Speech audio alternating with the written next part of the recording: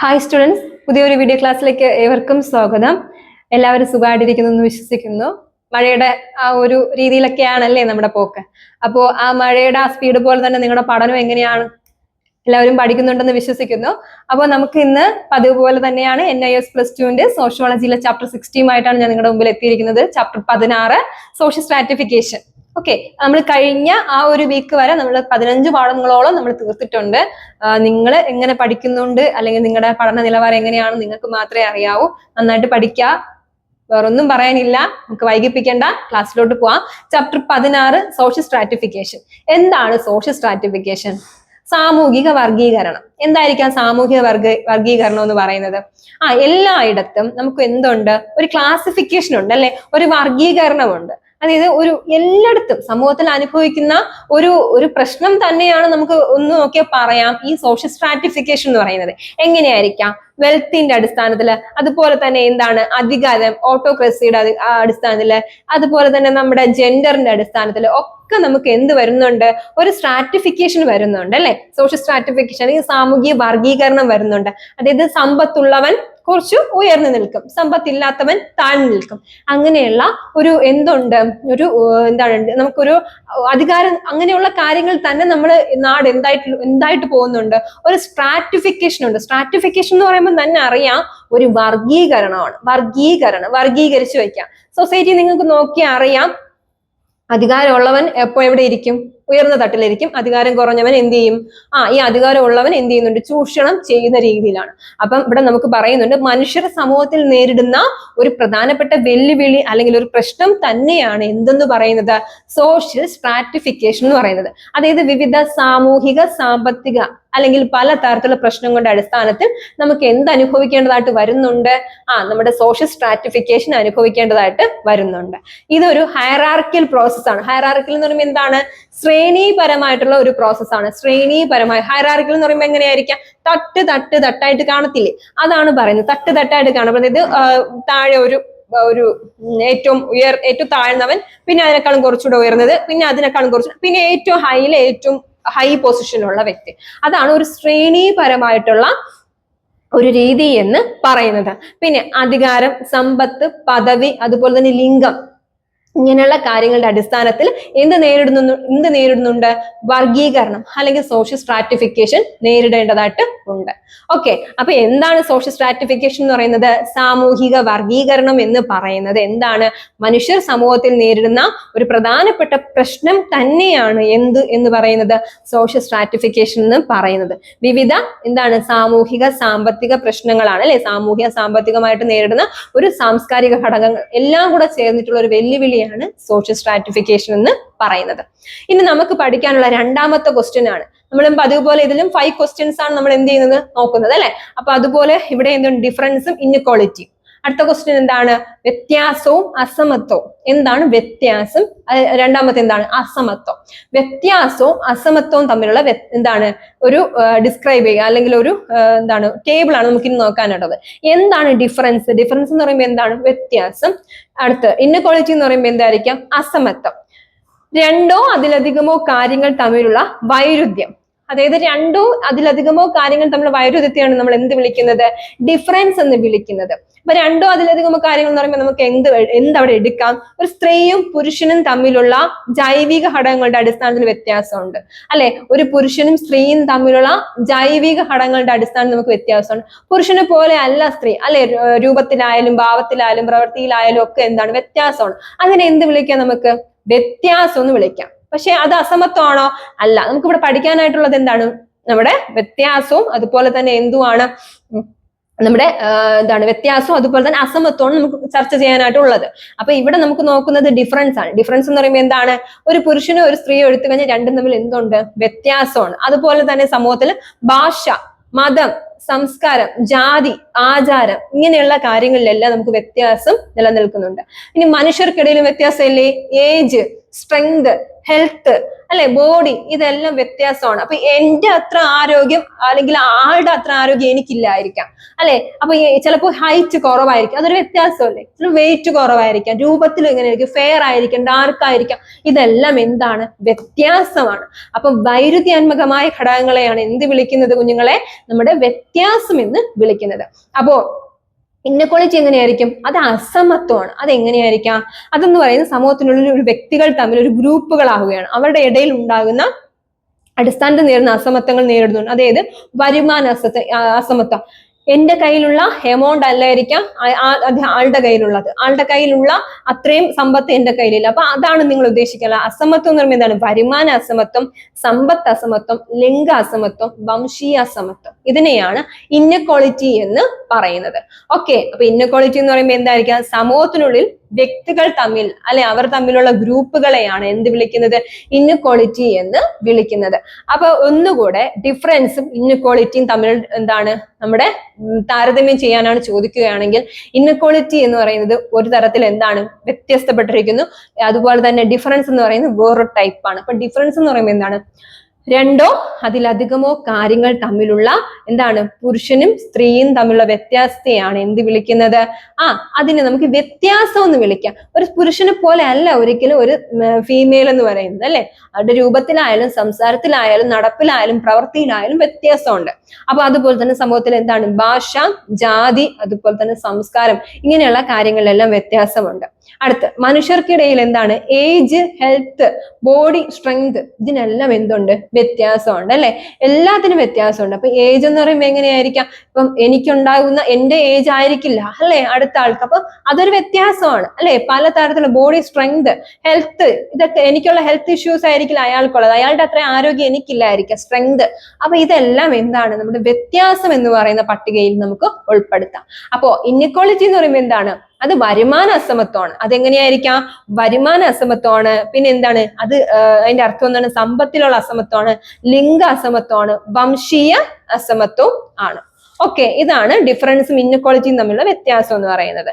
ഇനി അടുത്ത് കാറൽ മാർക്സിന്റെ അഭിപ്രായത്തിൽ നമുക്ക് നോക്കാം. രണ്ട് ആൾക്കാരെ നമുക്ക് നോക്കണം. ഒന്ന് കാറൽ മാർക്സിന്റെ, രണ്ടാമത്തത് മാക്സ് വെബറിന്റെ അഭിപ്രായങ്ങൾ നമുക്ക് പരിശോധിക്കണം. അപ്പൊ ഇങ്ങനെ തന്നെ ചോദിക്കാം, difference between Karl Marx and Max Weber opinion, അല്ലെ. അവരുടെ രണ്ടുപേരുടെ അഭിപ്രായങ്ങൾ എങ്ങനെയാണെന്ന് ചോദിച്ചു കഴിഞ്ഞാൽ, കാറൽ മാർക്സ് എങ്ങനെയാണ് പറഞ്ഞത്, ഉൽപാദന ഉപാധികൾ, അല്ലെ, ഉൽപാദന ഉപാധികൾ സ്വന്തമാക്കുകയും നിയന്ത്രിക്കുകയും ചെയ്യുന്നവരുണ്ട്. അതായത് എല്ലാം എന്താണ്, നമ്മുടെ ഒരു ഇൻഡസ്ട്രിയിൽ അല്ലെങ്കിൽ ഒരു പ്രൊഡക്ഷൻ സെക്ടറിൽ ഉണ്ടാവുന്ന എല്ലാ കാര്യങ്ങളും എന്ത് ചെയ്യുന്നുണ്ട്, കൈയടക്കി വയ്ക്കുകയാണ്. എന്നിട്ട് അപ്പൊ അവിടെ ഒരാൾ അധികാരമാവും, അല്ലെ. അവിടെ ഒരാൾ അധികാരം, ഇതെല്ലാം എന്റെ കയ്യിലാവും. രണ്ടാമത്തെ ആള് എന്റെ കീഴിൽ എന്ത് ചെയ്യുന്നുണ്ട്, ജോലി ചെയ്യുകയാണ്. അപ്പൊ മനസ്സിലാവുന്നു, രണ്ട് ഒരു കാറ്റഗറൈസേഷൻ അവിടെ വരികയാണ്. അതായത് ഉൽപാദന ഉപാധികൾ സ്വന്തമാക്കുകയും നിയന്ത്രിക്കുകയും ചെയ്യുന്നവർ.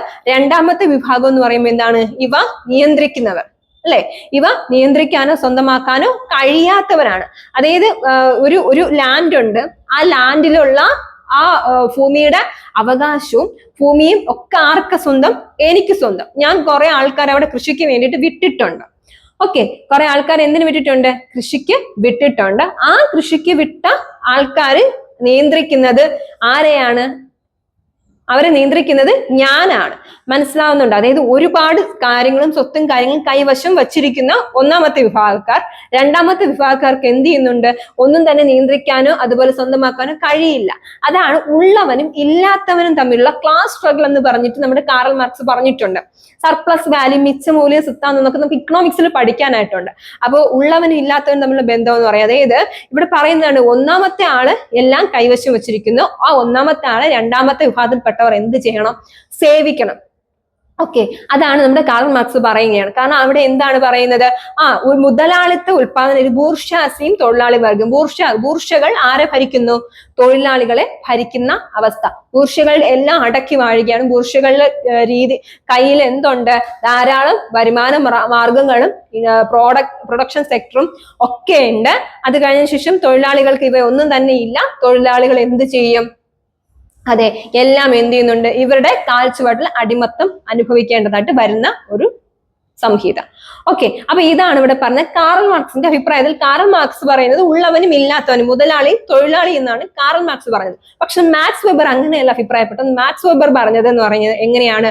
വെറും വർഗമല്ല എന്ന് വെബർ പറയുന്നു. വെബർ പറയുന്നത് പവർ ഉണ്ടെങ്കിൽ, പവർ എന്ന് പറയുമ്പോൾ എന്താണ്? അധികാരം ഉണ്ട് അല്ലെങ്കിൽ ശക്തി ഉണ്ടെങ്കിൽ അവിടെ എന്തില്ല? ഈ മുതലാളിത്തവും അല്ലെങ്കിൽ ഈ തൊഴിലാളി വർഗവും ബൂർഷ്വാസികളൊന്നും തന്നെ ഇല്ല. പവറിന്റെ അടിസ്ഥാനത്തിൽ എന്ത് ചെയ്യാൻ സമൂഹത്തിൽ വർഗീകരണം നടക്കുന്നുണ്ട്. അവിടെ അധികാരം ഉള്ളവനും ഇല്ലാത്തവനുമായിട്ട് എന്ത് ചെയ്യുന്നുണ്ട്? വേർതിരിക്കുന്നുണ്ട്. പവർ എന്ന് പറഞ്ഞാൽ എന്താണ്? എനിക്കത് നേടിയെടുക്കാനുള്ള കഴിവ്, അല്ലെ? എനിക്ക് നേടിയെടുക്കാൻ, എനിക്കൊരു MBBS ആകാനുള്ള കഴിവ്, എന്ത് കഷ്ടം വന്നാലും ഞാൻ അത് എന്ത് ചെയ്യും? നേടിയെടുക്കും. അപ്പൊ എന്ത് വന്നാലും ഞാൻ അത് നേടിയെടുക്കുന്നതിനുള്ള പവർ, ആ പവറിന്റെ അടിസ്ഥാനത്തിലുള്ള കാര്യങ്ങൾ പറഞ്ഞ വ്യക്തിയാണ് മാക്സ് വെബർ. അദ്ദേഹം പറയുന്നുണ്ട് സാമൂഹ്യ അസമത്വവും ശ്രേണീകരണവും ഒക്കെ രൂപപ്പെടുത്താൻ വർഗം, പദവി, അധികാരം ഇവയെല്ലാം എന്ത് ചെയ്യുന്നുണ്ട്? വലിയ പങ്ക് വഹിക്കുന്നുണ്ട്. അപ്പൊ ഇങ്ങനെ പറഞ്ഞ വ്യക്തിയാണ് ആര്? മാക്സ് വെബർ എന്ന് പറയുന്നത്. അപ്പൊ മാക്സ് വെബറിന്റെ അഭിപ്രായത്തിൽ എന്താണ്? വെറും വർഗമല്ല എന്ന് വർദ്ധിച്ചു. അദ്ദേഹം പറഞ്ഞു വെറും വർഗമല്ല, ഇത് എങ്ങനെയാണ്? പവറിന്റെ അടിസ്ഥാനത്തിലാണ് എന്ത് ചെയ്യുന്നത്? സമൂഹത്തിൽ ഉള്ളവനും ഇല്ലാത്തവനും എന്നുള്ള വ്യത്യാസം സൃഷ്ടിക്കുന്നെന്ന് പറഞ്ഞത് വെബർ. അതേസമയം കാറൽ മാർക്സ് പറഞ്ഞത് എങ്ങനെയാണ്? അങ്ങനെയല്ല. ഇവിടെ പറഞ്ഞു മുതലാളിത്തവും ബൂർഷ്വാസികൾ, അല്ലെ, ബൂർഷ്വാസികളും തൊഴിലാളികളും തമ്മിലുള്ള ഒരു അന്തരമാണ് എന്തെന്ന് പറയുന്നത്? ഉൽപാദന മേഖല എന്ന് പറഞ്ഞ വ്യക്തിയാണ് കാറൽ മാർക്സ്. ക്ലിയർ ആണല്ലോ? രണ്ടും തമ്മിൽ വ്യത്യാസമുണ്ട്. കാറൽ മാർക്സ് പറഞ്ഞു ബൂർഷ്യകളും തൊഴിലാളികളും. പക്ഷെ അതേസമയം മാക്സ് വെബർ പറഞ്ഞ എന്താണ്? പവർ അധികാരത്തിന്റെ അടിസ്ഥാനത്തിലാണ്. ഓക്കെ, അവിടെ കഴിഞ്ഞു. ഇനി അടുത്ത് നിങ്ങളുടെ ഒരു ക്വസ്റ്റ്യൻ ആണ്, പവർ എന്താണ്? പവർ എന്ന് പറയുന്നത് വ്യക്തിയുടെയോ ഗ്രൂപ്പിന്റെയോ പെരുമാറ്റം അല്ലെങ്കിൽ പ്രവർത്തനം എന്നിവയെ സ്വാധീനിക്കുന്നതോ നിയന്ത്രിക്കാനുള്ള കഴിവ്. നീ കഴിഞ്ഞ ക്ലാസ്സിൽ പറഞ്ഞിട്ടുണ്ട്, ഒരാൾക്ക് ചെയ്യാൻ ഇഷ്ടമില്ലാത്ത കാര്യം ഞാൻ അയാളെ എന്ത് ചെയ്യുന്നുണ്ട്? എന്റെ അധികാരം ഉപയോഗിച്ച് ചെയ്യുന്ന, അയാളെ എന്ത് ചെയ്യുന്നുണ്ട്? നിർബന്ധിച്ച് ചെയ്യിക്കുന്ന രീതിയാണ് പവർ എന്ന് വിളിക്കുന്നത്. ഓക്കെ, വ്യക്തിയുടെയോ ഗ്രൂപ്പിന്റെയോ പെരുമാറ്റം അല്ലെങ്കിൽ പ്രവർത്തനം. ഓക്കെ, വ്യക്തിയുടെയോ ഗ്രൂപ്പിന്റെയോ അല്ലെങ്കിൽ പ്രവർത്തനം എന്ത് ചെയ്യുന്നുണ്ട്? അദ്ദേഹത്തെ സ്വാധീനിക്കുകയോ അല്ലെങ്കിൽ അദ്ദേഹത്തെ നിയന്ത്രിക്കുകയോ ചെയ്യുന്ന കഴിവിനെയാണ് എന്ത് വിളിക്കുന്നത്? പവർ എന്ന് വിളിക്കുന്നത്. ശാരീരിക ബലം ഉപയോഗിക്കുക, അല്ലെ? ആ ഒരാൾക്ക് ഇഷ്ടമില്ലെങ്കിൽ അയാളെ ഞാൻ ഉപദ്രവിച്ചുകൊണ്ട് നീ അത് എന്ന് ഞാൻ എന്ത് ചെയ്യുന്നുണ്ട്? നിർബന്ധിക്കുകയാണെങ്കിൽ അത് ശാരീരിക ബലമാണ്. പിന്നെ അധികാരം, സമ്പത്ത് ഉപയോഗിച്ച്, അറിവ് ഉപയോഗിച്ചൊക്കെ എന്ത് ചെയ്യുന്നുണ്ട്? ഇങ്ങനെ നിയന്ത്രിക്കാനായിട്ടുള്ള കഴിവിനെയാണ് പവർ എന്ന് വിളിക്കുന്നത്. എക്സാമ്പിൾ പറഞ്ഞു കഴിഞ്ഞാൽ, കഴിഞ്ഞ ക്ലാസ്സിൽ പറഞ്ഞു ഒരു കുട്ടിക്ക് ഒരു പ്രോഗ്രാമിൽ നിൽക്കാൻ താല്പര്യമില്ല. പക്ഷെ ഞാൻ എന്റെ കഴിവനുസരിച്ച്, ഞാൻ എന്റെ അധികാരം ഉപയോഗിച്ച്, പവർ ഉപയോഗിച്ചിട്ട് ഞാൻ പറയുകയാണ് നീ അത് ചെയ്തേ പറ്റൂ, അല്ലെ? 2 അടി കൊടുക്കുകയോ അല്ലെങ്കിൽ എന്ത് ചെയ്യണം? അവളെ ഹരാസ് ചെയ്യുകയോ ചെയ്തുകൊണ്ട് അവളെ ആ സ്റ്റേജിലോട്ട് ഞാൻ കയറ്റി വിടുകയാണ്. അത് എന്താണ്? പവറാണ്. അപ്പൊ അതൊരു പവറിന്റെ അടിസ്ഥാനത്തിലാണ് ചെയ്യുന്നത്. അതിനെയാണ് എന്ത് വിളിക്കുന്നത്? അധികാരം അല്ലെങ്കിൽ പവർ എന്ന് വിളിക്കുന്നത്. അപ്പൊ ഒന്നുകൂടെ, വ്യക്തിയുടെയോ ഗ്രൂപ്പിന്റെയോ പെരുമാറ്റം അല്ലെങ്കിൽ പ്രവർത്തനം, അല്ലെ, വ്യക്തിയുടെ ഗ്രൂപ്പിന്റെയോ അല്ലെങ്കിൽ പ്രവർത്തനം എന്നിവയെ സ്വാധീനിക്കുന്നതോ അല്ല എങ്കിൽ എങ്ങനെയാണ്? അവയെ നിയന്ത്രിക്കുകയാണ്. ഞാൻ അവളെ സ്വാധീനിക്കുകയും ചെയ്യുന്നുണ്ട്, ഒരു തരത്തിൽ ഞാൻ എന്ത് ചെയ്യുന്നുണ്ട്? നിയന്ത്രിക്കുകയും ചെയ്യുന്നുണ്ട്. കയറി ആ സ്റ്റേജിൽ പെർഫോം എന്ന് ഞാൻ പറയുന്നുണ്ട്, അല്ലെ? അപ്പൊ അല്ലെങ്കിൽ അതിന് എന്ത് ചെയ്യും? പിന്നെ ഞാൻ എങ്ങനെയാ? ശാരീരിക ബലം ഉപയോഗിക്കാം, അല്ലെ? അവളെ നിർബന്ധിച്ച് എനിക്ക് എന്ത് ചെയ്യാം? സ്റ്റേജിൽ കയറ്റി വിട്ട് പ്രോഗ്രാം എന്ത് ചെയ്യാം? അവതരിപ്പിക്കാൻ വേണ്ടി. അതാണ് ശാരീരിക ബലം, അധികാരം, സമ്പത്ത്. ഇതെല്ലാം എന്ത് ചെയ്യും? ഈ വിവിധ മാർഗങ്ങളിലൂടെ ഉപയോഗിക്കാവുന്നത് ആണ്. ഓക്കെ, അതാണ് പവർ എന്ന് പറയുന്നത്. ഇനി വെൽത്ത് എന്താണ്? വെൽത്ത് എന്ന് പറഞ്ഞാൽ എന്താണ്? സമ്പത്ത്. സാമൂഹിക ശ്രേണിയിലെ പ്രധാനപ്പെട്ട ഘടകമാണ് സമ്പത്ത് എന്ന് പറയുന്നത്. സാമൂഹിക ശ്രേണിയിലെ പ്രധാനപ്പെട്ട ഘടകമാണ് എന്തെന്ന് പറയുന്നത്? സമ്പത്ത്. സമ്പത്തിന്റെ അടിസ്ഥാന സമൂഹത്തിൽ അവ അസമത്വങ്ങൾ നിലനിൽക്കുന്നുണ്ട്. ഭൗതികമായ ആസ്തികൾ, ബലം, കെട്ടിടങ്ങൾ, സ്വർണം, പണം ഇതെല്ലാം എന്തിൽ വരുന്നുണ്ട്? സമ്പത്തിലാണ്. അതായത് നമുക്കുണ്ടായിരിക്കുന്ന കാര്യങ്ങൾ, എനിക്ക് ഒരു വണ്ടി ഉണ്ടെങ്കിലോ കുറച്ച് സ്വർണം ഉണ്ടെങ്കിലോ അല്ലെങ്കിൽ കുറച്ച് നല്ല ഒരു അപ്പാർട്ട്മെന്റും കാര്യങ്ങളൊക്കെ ഉണ്ട് എങ്കിൽ അതെല്ലാം എന്തിൽ വരും? വെൽത്തിൽ ഉൾപ്പെടുന്നതാണ്, അല്ലെ? അതവിടെ പറഞ്ഞ സാമൂഹ്യ ശ്രേണിയിലെ പ്രധാനപ്പെട്ട ഘടകമാണ് എന്തെന്ന് പറയുന്നത്? സമ്പത്തെന്ന് പറയുന്നത്. സമ്പത്തിന്റെ അടിസ്ഥാനത്തിൽ സമൂഹത്തിൽ എന്ത് നിൽക്കുന്നു? അസമത്വങ്ങൾ. അതാണ് ഇവിടെയും പറയുന്നുണ്ട്, ഉള്ളവനും ഇല്ലാത്തവനും തമ്മിലുള്ള ബന്ധം. ഓക്കെ, ഉള്ളവനും ഇല്ലാത്തവനും തമ്മിലുള്ള ബന്ധമൊക്കെ നമുക്ക് എന്ത് ചെയ്യുന്നുണ്ട്? നിലനിൽക്കുന്നുണ്ട്. ആസ്തികൾ, അല്ലെ? നമുക്കുണ്ടാവുന്ന ആസ്തികൾ, അതുപോലെ നമുക്കുണ്ടാവുന്ന സ്ഥലം, പിന്നെ സ്വർണം, വാഹനങ്ങൾ, ഇതെല്ലാം നമുക്ക് എന്തിൽ ഉൾപ്പെടാം?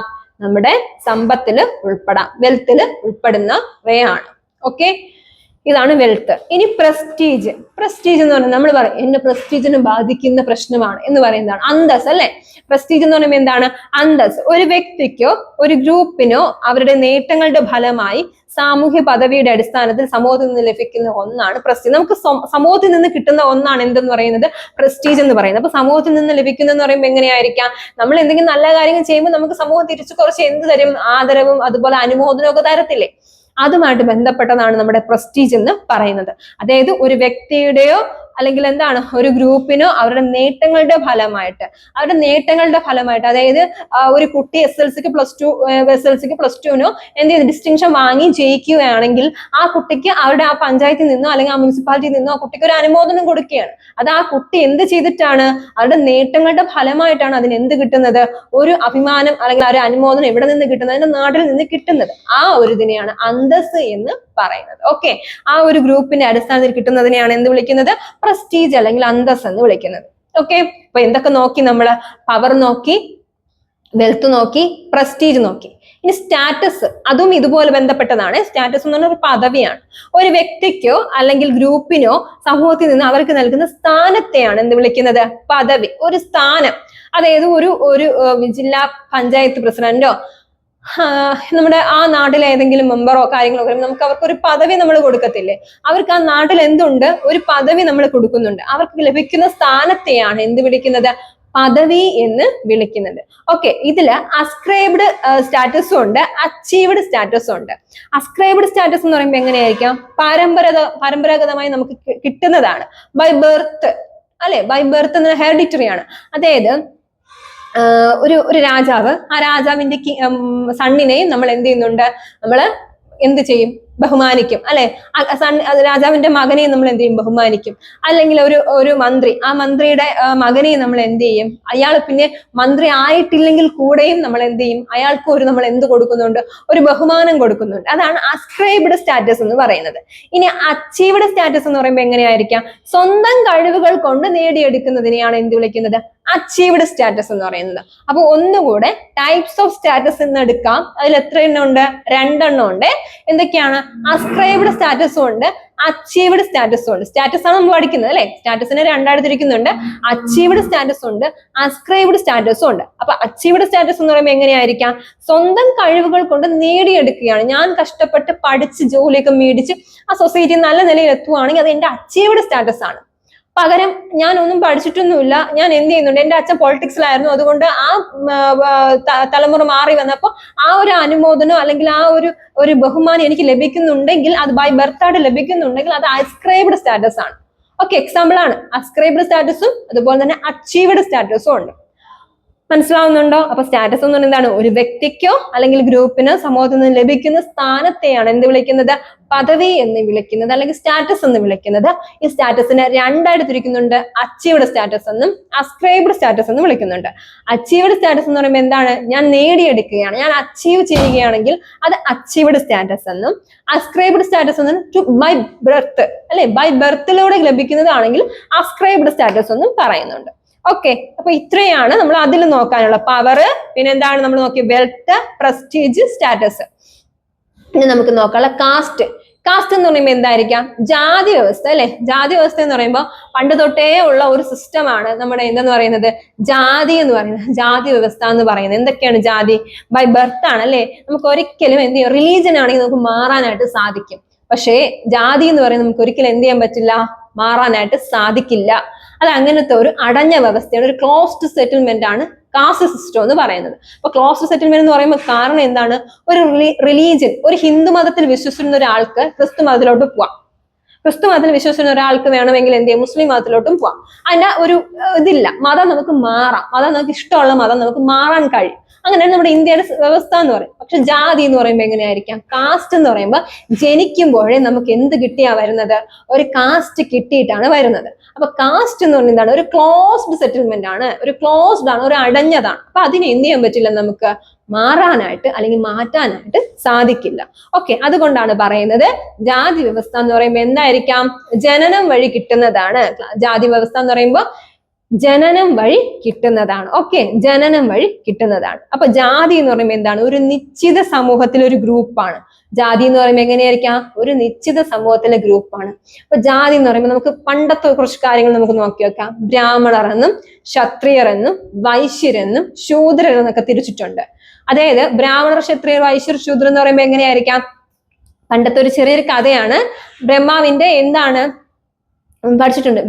ബ്രഹ്മാവിൽ നിന്ന് ഉടലെടുത്തതാണ് ബ്രാഹ്മണര്, അല്ലെ, ക്ഷത്രിയർ, വൈശ്യർ, ശൂദ്രൻ എന്ന് പറയുമ്പോൾ ബ്രഹ്മാവിന്റെ കാലിൽ നിന്ന് വന്നത് ശൂദ്രൻ എന്നും, പിന്നെ എന്താണ് തുടയിൽ നിന്ന് വന്നത് വൈശ്യരെന്നും, കൈകളിൽ നിന്ന് വന്നത് ക്ഷത്രിയർ എന്നും, ബ്രഹ്മാവിന്റെ എന്താണ് മുകൾ പാട്ടിൽ നിന്ന് വന്നത് ആരാണ്? നമ്മുടെ ബ്രാഹ്മണർ എന്ന് പറയുന്നത്. കാരണം അതിന്റെ അർത്ഥം എന്താണ്?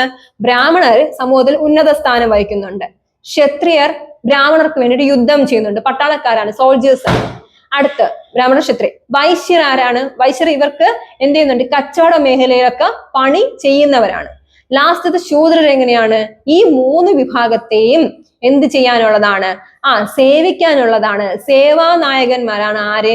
നമ്മുടെ ശൂദ്രർ. കാരണം ഈ മൂന്ന് വിഭാഗത്തിന്റെയും കാര്യങ്ങൾ ചെയ്യുന്ന, ദാസപ്പണി ചെയ്യുന്നവരാണ് ഈ ശൂദ്ര വേലക്കാരെന്ന് പറയുന്നത്. അതാണ് പറയുന്നത് ബ്രാഹ്മണർ, ക്ഷത്രിയർ, വൈശ്യർ, ശൂദ്രർ. അതായത് സോഷ്യൽ സ്ട്രാറ്റിഫിക്കേഷൻ ആണ്. അതും ഒരു തരത്തിലുള്ള സോഷ്യൽ സ്ട്രാറ്റിഫിക്കേഷൻ ആണ്. അത് ഹൈറാർക്കി അനുസരിച്ചാണ്. ഏറ്റവും ഹൈ പൊസിഷനിൽ ആര് വരും? ബ്രാഹ്മണർ വരും. അത് കഴിഞ്ഞ ശേഷം ക്ഷത്രിയർ, അത് കഴിഞ്ഞ ശേഷം വൈശ്യർ, അത് കഴിഞ്ഞിട്ട് ശൂദ്രർ എന്ന് പറയുന്നുണ്ട്. അപ്പൊ ഇവിടെ അങ്ങനെയാണ് പറയുന്നത്. ജനനം വഴി നമുക്ക് ലഭിക്കുന്നതാണ് നമ്മുടെ കാസ്റ്റ് എന്ന് പറയുന്നത്. ജാതി എന്ന് പറയുന്നത് എങ്ങനെയാണ്? ഒരു നിശ്ചിത ഗ്രൂപ്പാണ്. ഒരു വ്യക്തിയുടെ തൊഴിലും വേഷങ്ങളിലും വരെ സാമൂഹ്യ പദവികളിൽ നമുക്ക് ജാതി കാണാൻ കഴിയും. അതായത് പണ്ട് എങ്ങനെയാണ്? ചെയ്യുന്ന ജോലിയുടെ അടിസ്ഥാനത്തിലാണ് കാസ്റ്റ് എന്ന് പറയുന്നത്. അവർക്ക് ആ ജോലി വിട്ടു പോകാനും പാടില്ല. ചെരുപ്പ് നന്നാക്കുന്നവർ, അല്ലെങ്കിൽ വസ്ത്രം അലക്കുന്നവർ, ഇവർക്കൊക്കെ ഓരോ ജാതി പേരുകൾ വരെ ഉണ്ടായിരുന്നു. ഓക്കെ, തൊഴിലിന്റെ അടിസ്ഥാനത്തിലായിരുന്നു ജാതികൾ നിർണയിച്ചിരുന്നത്. എന്തിന്റെ അടിസ്ഥാനത്തിലായിരുന്നു? ചെയ്യുന്ന തൊഴിലിന്റെ അടിസ്ഥാനത്തിലാണ് ജാതികൾ നിർണയിച്ചിരുന്നത്. ജാതി വ്യവസ്ഥകൾ ദുർബലമല്ല, അതെങ്ങനെയാണ്? പ്രബലമാണ്. ജാതി വ്യവസ്ഥ എങ്ങനെയാണ്? പ്രബലമാണ്. അസമത്വങ്ങൾ നിലനിൽക്കുന്നുണ്ട്. അതായത് സമൂഹത്തില് നമുക്കറിയാം, ജാതിയോട് പണ്ട് തൊട്ടുകൂടായ്മ, തീണ്ടിക്കൂടായ്മ, അയിത്തം, അതുപോലെ തന്നെ സഞ്ചാര സ്വാതന്ത്ര്യത്തിന് വേണ്ടിയിട്ടൊക്കെ വൈക്കം സത്യാഗ്രഹം, ചാന്നാർ ലഹള, അല്ലെ, മുക്കുത്തി സമരം, ഇങ്ങനെയുള്ള കാര്യങ്ങളൊക്കെ നടന്നിട്ടുണ്ട്. അതിന്റെ അർത്ഥം എന്താണ്? താഴ്ന്ന ജാതിക്കാരെ വളരെയധികം ടോർച്ചർ ചെയ്തിട്ടുണ്ടായിരുന്നു, അല്ലെ? പണ്ട് എങ്ങനെയാണ്? ബ്രാഹ്മണേഴ്സോ അതുപോലെ നമ്പൂതിരീസോ വരുന്ന സമയത്ത് കുറഞ്ഞ ജാതിയിലുള്ള ആൾക്കാർ ഫ്രണ്ടിൽ പോലും പോയി നിൽക്കാനായിട്ടുള്ള ഒരു റൈറ്റ്സ് അവർക്ക് ഇല്ലായിരുന്നു. ഓടി ഒളിക്കുന്ന കാലഘട്ടമായിരുന്നു. മണ്ണാപ്പേടി, പുലപ്പേടി എന്നൊക്കെ പറഞ്ഞ കുറെ കാര്യങ്ങൾ നമുക്ക് ഹിസ്റ്ററി പഠിക്കും, നമുക്ക് അറിയാൻ പറ്റും. അങ്ങനെ പോയി നിൽക്കാനോ അല്ലെങ്കിൽ അതിനെക്കുറിച്ച് അവരുടെ മുമ്പ് പോയി പെട്ട് കഴിഞ്ഞാൽ അവർക്ക് പണിഷ്മെന്റ് ആണ്. അങ്ങനെയുള്ള അയിത്താചാരണങ്ങളും അതുപോലെ തന്നെ തൊട്ടുകൂടായ്മ, തീണ്ടിക്കൂടായ്മ, ഒരുമിച്ചിരുന്ന് ആഹാരം കഴിക്കാൻ പാടില്ല, വെള്ളം കോരാൻ പാടില്ല, ഇങ്ങനെയുള്ള ഒരുപാട് കാര്യങ്ങൾ, അല്ലെ? ഒരുപാട് ഇതിനു വേണ്ടിയിട്ട് കുറെ സോഷ്യൽ റിഫോംസ് ആൾക്കാർ പ്രയത്നിച്ചതിന്റെ ഫലമായിട്ടാണ് ഇതെല്ലാം മാറിയത്. കുറെ നമ്മുടെ നവോത്ഥാന നായകന്മാരൊക്കെ വന്നതുകൊണ്ട്. അതുകൊണ്ടാണ് ഇവർ പറയുന്ന അസമത്വങ്ങൾ നിലനിന്നിരുന്നു ജാതി വ്യവസ്ഥ. ഇന്നും നമ്മുടെ രാജ്യത്തിന്റെ പല സ്ഥലങ്ങളിലും ഇങ്ങനെയുള്ള ചെറിയ ചെറിയ കാര്യങ്ങൾ നമുക്ക് കാണാനായിട്ട് കഴിയുന്നുണ്ട്. വളരെ ശക്തമായിട്ട് ഇല്ലെങ്കിൽ പോലും ജാതി വ്യവസ്ഥ അപ്പാടെ തുടച്ചു മാറ്റാനായിട്ട് സാധിച്ചിട്ടില്ല. ഇന്നും പലയിടങ്ങളിൽ നമുക്ക് എന്ത് ചെയ്യുന്നുണ്ട്? താഴ്ന്നവനെന്നും ഉയർന്നവനെന്നും കണക്കാക്കുന്ന രീതികൾ ഉണ്ട്. ഓക്കെ, അത് കഴിഞ്ഞ ശേഷം ജാതി എന്ന് പറയുന്നത് ഒരു അടഞ്ഞ സമ്പ്രദായമാണ്. ഇത് വിവാഹത്തെ നിയന്ത്രിക്കുന്നു. നമുക്കിവിടെ നമുക്ക് നടന്ന കറന്റ്ലി എന്നല്ല, കുറച്ച് ഇയേഴ്സ് ആയി ഒരു നീനു, കെവിൻ എന്ന് പറയുന്ന രണ്ടുപേരെ നിങ്ങൾക്ക് അറിയാം, അല്ലെ? നീനു, കെവിൻ എന്ന് പറയുന്ന രണ്ടുപേര് വിവാഹം കഴിക്കാനായിട്ട് ആഗ്രഹിച്ചപ്പോ അത് താഴ്ന്ന ജാതിയിലുള്ള പുരുഷനായതുകൊണ്ട് ആ കുട്ടിയുടെ വീട്ടുകാർ ആ പയ്യനെ എന്ത് ചെയ്തു? കൊന്നുകളഞ്ഞ ഒരു സന്ദർഭം നമുക്കറിയാം. അതൊരു വല്ലാത്തൊരു ഇൻസിഡന്റ് ആണ്, അല്ലെ? കോട്ടയത്താണെന്നാണ് എൻ്റെ ഒരു ഓർമ്മ. അപ്പൊ അവിടെ നടന്നത് എന്താണ്? അവർ രണ്ടുപേരും ഒരുമിച്ച് ജീവിക്കാൻ ആഗ്രഹിച്ചപ്പോ ജാതിയിൽ ദുരഭിമാന കൊലക്കേസാണ്, അല്ലെ? ജാതിയിൽ കുറഞ്ഞതായോണ്ട് ആ പയ്യനെ എന്ത് ചെയ്തു? കൊന്ന് എവിടെയോ തള്ളിയ ഒരു സംഭവം നമ്മൾ വായിച്ചിട്ടുണ്ട്, പത്രങ്ങളിലെല്ലാം നമ്മൾ നിങ്ങൾക്ക് എല്ലാവർക്കും സുപരിചിതമായ ഒരു കാര്യം തന്നെയാണ്. അതാണ് പറയുന്നത് ജാതി വ്യവസ്ഥ എന്ത് ചെയ്യുന്നുണ്ട്? വിവാഹത്തെ നിയന്ത്രിക്കുന്നുണ്ട്. വിവാഹ ബന്ധത്തെ അനുകൂലിക്കുന്നുണ്ടോ? ഇന്ന ജാതിയിൽപ്പെട്ട ആൾക്ക് ഇന്ന ജാതി എന്ന് തന്നെയാണ് പറയുന്നത്, അല്ലെ? ഇപ്പൊ അങ്ങനെയൊന്നും ഇല്ല. ഇപ്പൊ ക്രിസ്ത്യൻസ് മുസ്ലിംസിനെ വിവാഹം കഴിക്കുന്നുണ്ട്, മുസ്ലിംസ്, അങ്ങനെ ഒരുപാട് വ്യത്യാസങ്ങളൊക്കെ വന്നിട്ടുണ്ട്. എങ്കിലും പക്ഷെ എന്താണ് ജാതി മാറി വിവാഹം കഴിക്കുന്നൊക്കെ പറയുന്നത് വളരെ ഒരു പ്രയാസമായിട്ട് അല്ലെങ്കിൽ ഒരു പ്രതികൂലമായിട്ടൊക്കെ കണക്കാക്കുന്ന ഒരു നാടാണ്, അല്ലെ? ഒരു സ്ഥലമാണ്. അതായത് ഇവിടെ പറഞ്ഞുകൊണ്ട് ജാതി വ്യവസ്ഥ എന്ന് എന്താണ്? അടഞ്ഞ ഒരു വ്യവസ്ഥയാണ്. ഇത് വിവാഹത്തെ എന്ത് ചെയ്യുന്നുണ്ട്? പ്രതികൂലമായിട്ട് നിയന്ത്രിക്കുന്നുണ്ട്. പ്രതികൂലമായിട്ട് എന്ത് ചെയ്യുന്നുണ്ട്? നിയന്ത്രിക്കുന്നുണ്ട്. ഓക്കെ, ഇതാണ് ജാതി എന്ന് പറയുന്നത്. അപ്പൊ ഇനി ക്ലാസ് എങ്ങനെയായിരിക്കും? ക്ലാസ് എന്ന് പറയുമ്പോൾ എന്താണ്? വർഗം അല്ലെ? എങ്ങനെയാ വർഗം? വർഗം എന്ന് പറയുന്നത് ഒരു സാർവലൗകികമാണ്. വർഗം എന്ന് പറയുമ്പോൾ എങ്ങനെയായിരിക്കാം? സാർവലൗകികമാണ്. സമ്പത്ത്, അതുപോലെ തന്നെ വരുമാനം അല്ലെ? ഇപ്പൊ ജാതിയിൽ നിന്ന് കുറച്ച് വ്യത്യാസമാണ്. സമ്പത്ത്, വരുമാനം, തൊഴില് തുടങ്ങിയവയുടെ അടിസ്ഥാനത്തിൽ ലഭിക്കുന്ന ഒരു സ്ഥാനമാണ് വർഗം എന്ന് പറയുന്നത്. അതായത് ധാരാളം പൈസയൊക്കെ കിട്ടി, ധാരാളം എഡ്യൂക്കേഷൻ ഒക്കെ ലഭിച്ചു, നല്ല നിലയിലൊക്കെ ആയി, നല്ലൊരു എന്താണ് സെറ്റിൽമെന്റിൽ കാര്യങ്ങളൊക്കെ ആയി എങ്കിൽ അവർക്ക് ലഭിക്കുന്നതാണ് എന്ത്? വർഗം എന്ന് പറയുന്നത്. നമ്മൾ നേടിയെടുക്കുന്ന ഒന്നാണ്, ടു അച്ചീവ്ഡ് ആണ്. അപ്പൊ വർഗം എന്ന് പറയുന്നത് എങ്ങനെയായിരിക്കാം? അച്ചീവ് ചെയ്യുകയാണ്, അച്ചീവ് ചെയ്യുന്ന നേടിയെടുക്കുന്ന ഒന്നാണ്. വർഗത്തിന്റെ അടിസ്ഥാനത്തിൽ സമൂഹത്തിൽ ശ്രേണീകരണം ഉണ്ട്. അതായത് ഒരു ഡോക്ടർ, നേഴ്സ്, എഞ്ചിനീയർ, അധ്യാപകർ, ടീച്ചേഴ്സ് എന്നൊക്കെ പറയില്ലേ? അതൊക്കെ അവർ എന്ത് ചെയ്യുന്നുണ്ട്? ഒരു ക്ലാസ് ആണ്, സമൂഹത്തിൽ ഒരു വിലയും നിലയും എന്നൊക്കെ പറയില്ലേ? അതാണ് പറയുന്നത്, ഒരു നേടിയെടുക്കുന്ന ഒരിതാണ്. ഇതൊരു തുറന്ന സമ്പ്രദായമാണ്. ഇതെന്ന് പറയുമ്പോൾ എങ്ങനെയായിരിക്കാം? തുറന്ന സമ്പ്രദായമാണ്, ഓപ്പൺ ആണ്. നേരത്തെ ജാതി എന്ന് പറയുമ്പോൾ എങ്ങനെയായിരിക്കാം? ക്ലോസ്ഡ് ആണ്. ജാതി ക്ലോസ്ഡ് ആണ് അല്ലെ? ജാതിയിൽ അങ്ങനെ പെട്ടെന്ന് പ്രവേശിക്കാനും വരാനൊക്കെ കുറച്ച് ബുദ്ധിമുട്ടാണ്, അത് ക്ലോസ്ഡ് ആണ്. പക്ഷേ ക്ലാസ് എന്ന് പറയുമ്പോൾ എങ്ങനെയായിരിക്കാം? ഒരു തുറന്ന സമ്പ്രദായമാണ്. വിവാഹത്തിൽ നിയന്ത്രണമില്ല അല്ലെ? നിയന്ത്രണം ഉണ്ടോ? ഇല്ല. ഇപ്പൊ സമൂഹത്തിൽ ഉയർന്നവൻ എന്ത് ചെയ്യുന്നുണ്ട്? സമൂഹത്തിൽ നല്ല സമ്പത്തൊക്കെ ഉള്ള പുരുഷന്മാര് കുറച്ച് പൈസയൊക്കെ ഉള്ള സ്ത്രീകളെ വിവാഹം കഴിക്കുന്നുണ്ട്, മാറിയും ചിന്തിക്കുന്നുണ്ട്. സ്ത്രീകൾ പുരുഷന്മാരെയും വിവാഹം കഴിക്കുന്നുണ്ട്. അപ്പൊ ക്ലാസ് എന്തല്ല? ഒരു ഓപ്പൺ അല്ല. അത് എന്താണ്? ഒരു ഓപ്പൺ ആണ്, ക്ലോസ്ഡ് അല്ല. ഓക്കെ, ക്ലോസ്ഡ് അല്ല, ഒരു ഓപ്പൺ സിറ്റുവേഷൻ ആണ്. വർഗങ്ങളുടെ അടിസ്ഥാനത്തിൽ എന്ത് ചെയ്യുന്നുണ്ട്? പലതരം അസമത്വങ്ങളൊക്കെ നിലനിൽക്കുന്നുണ്ട്. അസമത്വങ്ങൾ ഉണ്ട് എങ്കിലും പറയുന്നുണ്ട് ഇതൊരു തുറന്ന വ്യവസ്ഥയാണ്. അപ്പൊ ക്ലാസ് എന്ന് പറയുമ്പോൾ എന്താണ്? വർഗം എന്ന് പറയുമ്പോൾ ഒരു സാർവലൗകികമാണ്. വർഗം എന്ന് പറയുമ്പോൾ എങ്ങനെയായിരിക്കാം? ഒരു സാർവലൗകികമാണ്. സമ്പത്ത്, വരുമാനം, തൊഴില് അല്ലെ? സമ്പത്ത്, വരുമാനം, തൊഴില് തുടങ്ങിയവയുടെ അടിസ്ഥാനത്തിലാണ് എന്ത് ചെയ്യുന്നത്? വർഗം കണക്കാക്കുന്നത്. നമ്മൾ നേടിയെടുക്കുന്ന ഒന്നാണ് എന്തെന്ന് പറയുന്നത്? വർഗം എന്ന് പറയുന്നത്. നമ്മൾ നേടിയെടുക്കുന്ന ഒന്നാണ്, ടു അച്ചീവ്ഡ് ആണ് അല്ലെ? പിന്നെ വർഗത്തിന്റെ അടിസ്ഥാനത്തിൽ എന്തുണ്ട്? സോഷ്യൽ ഹയറാർക്കി അല്ലെ? സാമൂഹ്യ ശ്രേണീകരണം ഉണ്ട്. ഇതൊരു തുറന്ന സമ്പ്രദായമാണ്. ഒരു തുറന്ന സമ്പ്രദായം എന്ന് പറയുമ്പോൾ എങ്ങനെയായിരിക്കാം? ഒരു ഓപ്പൺ ആണ് അല്ലെ? ഒരു ക്ലോസ്ഡ് അല്ല, ഓപ്പൺ ആണ്. ഓക്കെ, അപ്പൊ ക്ലാസും കാസ്റ്റും ചിലപ്പോ നിങ്ങൾക്ക് ഡിഫറൻസ് ബിറ്റ്വീൻ ക്ലാസ് ആൻഡ് കാസ്റ്റും ചോദിച്ചു കഴിഞ്ഞാൽ ഇങ്ങനെ തന്നെ എഴുതണം. അപ്പൊ നമ്മൾ ഇന്നത്തെ ഈ പാഠത്തിൽ നമ്മൾ എന്തൊക്കെയാണ് നോക്കിയത്? സോഷ്യൽ സ്ട്രാറ്റിഫിക്കേഷൻ ആണ്. സോഷ്യൽ സ്ട്രാറ്റിഫിക്കേഷൻ എന്ന് പറയുമ്പോൾ എന്താണ്? സാമൂഹിക വൽക്കരണം അല്ലെ? സാമൂഹിക വൽക്കരണം എന്ന് പറയുമ്പോൾ അതില് എന്താണ്? ഡിഫറൻസ് നോക്കി, ഇൻഇക്വാളിറ്റി നോക്കി. ഡിഫറൻസ് നോക്കി, ഇൻഇക്വാളിറ്റി നോക്കി. ഡിഫറൻസ് വ്യത്യാസമാണ്. കാറൽ മാർക്സിന്റെയും വെബറിന്റെയും കാര്യങ്ങൾ നമ്മൾ നോക്കി. കാറൽ മാർക്സിന്റെയും കാര്യങ്ങൾ നോക്കി. വെബർ, കാറൽ മാർക്സ് എന്താണ് പറഞ്ഞത്? ബൂർഷ്യകളും മുതലാളി വർഗവും ഉണ്ട്. വെബർ പറഞ്ഞു അങ്ങനെയല്ല, പവറിന്റെ അടിസ്ഥാനത്തിൽ, അധികാരത്തിന്റെ അടിസ്ഥാനത്തിലാണ്. ഓക്കെ, പിന്നെ പവർ എന്താണെന്ന് നോക്കി. പവർ എന്ന് പറഞ്ഞാൽ എന്താണ്? ഒരു വ്യക്തികളെ എന്ത് ചെയ്യുന്നുണ്ട്? നിയന്ത്രിക്കാനോ അവയെ എന്ത് ചെയ്യുന്നുണ്ട്? അവരെ സ്വാധീനിക്കുവാനും കഴിയുന്നുണ്ട്. ഒരു കഴിവിനെയാണ് എന്ത് വിളിക്കുന്നത്? പവർ എന്ന് വിളിക്കുന്നത്. വെൽത്ത് എന്ന് പറയുമ്പോൾ എന്താണ്? വെൽത്ത് എന്ന് പറഞ്ഞാൽ സമ്പത്ത് എന്ന് പറയുമ്പോൾ എങ്ങനെയാണ്? സാമൂഹ്യ ശ്രേണിയിലെ പ്രധാനപ്പെട്ട ഘടകമാണ് എന്ത് പറയുന്നത്? സമ്പത്ത് എന്ന് പറയുന്നത്. സമ്പത്തിന്റെ അടിസ്ഥാനത്തിൽ എന്ത് ചെയ്യുന്നുണ്ട്? ഇവിടെ പറയുന്നുണ്ട് ആസ്തികൾ, അതുപോലെ തന്നെ വരുമാനങ്ങൾ, സ്വത്ത്, സ്വർണം ഇവയൊക്കെ ഉണ്ട് എങ്കിൽ സമ്പത്താണ് അല്ലെ? അടുത്ത പ്രസ്റ്റീജ് എന്ന് പറയുന്നത് നമ്മൾ നേടിയെടുക്കുന്ന ഒരു വ്യക്തിക്ക് സമൂഹത്തിൽ നിന്ന് ലഭിക്കുന്ന ആ ഒരു പദവിയാണ് എന്ത് വിളിക്കുന്നത്? പ്രസ്റ്റീജ്. ഓക്കെ, പദവി എന്ന് പറയുമ്പോൾ എന്താണ്? സ്റ്റാറ്റസ് എന്ന് പറയുമ്പോൾ എന്താണ്? ഒരു വ്യക്തിക്കോ അല്ലെങ്കിൽ ഗ്രൂപ്പിനോ സമൂഹത്തിൽ നിന്ന് ലഭിക്കുന്ന സ്ഥാനത്തെയാണ് എന്ന് വിളിക്കുന്നത് പദവി എന്ന് പറയുന്നത്. അത് പദവിനെ നമ്മൾ എത്ര എടുത്തിരിക്കുന്നു? രണ്ടായിരത്തിരിക്കുന്നു. അസ്ക്രൈബ്ഡ് സ്റ്റാറ്റസ് എന്നും അച്ചീവ്ഡ് സ്റ്റാറ്റസ് എന്നും പറയുന്നത്. അസ്ക്രൈബ്ഡ് സ്റ്റാറ്റസ് എന്ന് എന്താണ്? പരമ്പരാഗതമായി നമുക്ക് ലഭിക്കുന്ന സ്റ്റാറ്റസിനെ അസ്ക്രൈബ്ഡ് സ്റ്റാറ്റസ് എന്നും, അച്ചീവ്ഡ് സ്റ്റാറ്റസ് എന്ന് പറയുമ്പോൾ നമ്മൾ നേടിയെടുക്കുന്നതിനെ അച്ചീവ്ഡ് സ്റ്റാറ്റസ് എന്ന് പറയുന്നു. കാസ്റ്റ് നമ്മൾ പറഞ്ഞു ഒരു ക്ലോസ്ഡ് സിസ്റ്റം ആണ്. By birth, closed system by birth, ഒരു ഗ്രൂപ്പ്സ് ആണ്. പിന്നെ ചെയ്യുന്ന ഓക്യുപ്പേഷന്റെ അടിസ്ഥാനത്തിലാണ് എന്ത് ചെയ്യുന്നത്? മുമ്പ് കാലങ്ങളിൽ കാസ്റ്റ് ഉണ്ട്. ഇത് കൺട്രോൾ ചെയ്യുന്നു എന്തിനെ? മാരേജിനെ കൺട്രോൾ ചെയ്യുന്നുണ്ട്. ക്ലാസ് എന്ന് പറയുന്നത് എങ്ങനെയാണ്? ഒരു യൂണിവേഴ്സൽ പ്രോസസ് ആണ്, അല്ലെങ്കിൽ സാർവലൗകികമാണ്.